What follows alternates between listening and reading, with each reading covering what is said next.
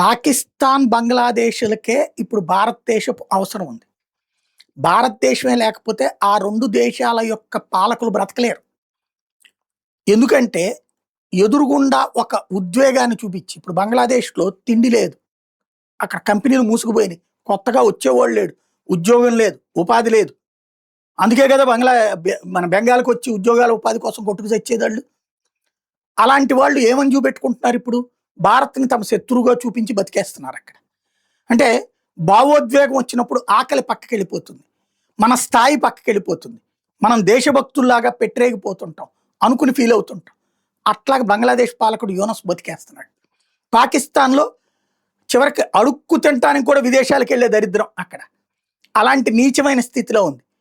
తిండి, బట్ట, వసతికి కరువయింది. ఉన్మాదం తప్పించి ఉద్యోగం లేదు. అహంకారం తప్పించి అంత ముద్దలేదు. అలాంటి దరిద్రపు దేశం. ఆ పాలకులు భారత్‌ని చూపెట్టుకునే భారత్ ముస్లింలను అందరిని అన్యాయం చేసేస్తుంది. కాశ్మీర్ మందైతే లాక్కుంది. ఇలాంటి తప్పుడు ప్రచారాలు చేస్తా దశాబ్దాలుగా బతికేస్తున్నారు. ఆ 2 దేశాల్లో రాజకీయ నాయకులు బతికేది భారత్‌ని చూపెట్టి. అంతే తప్పించి భారతదేశం ఆళ్ళని చూపెట్టి బతకదు. వాళ్ళని చిరాకు పడతది. వాళ్ళని అసహించుకుంటది. కానీ మనం విద్య, ఉద్యోగం, ఉపాధిలో ఎదుగుతా జీడీపీలో టాప్ 4 నుంచి ఇప్పుడు టాప్ 3కి జారబోతున్నాం. మనకి వాళ్ళకి తేడా అది. మనం వాళ్ళ మీద బతకం. వాళ్ళు మన మీద బతుకుతున్నారు.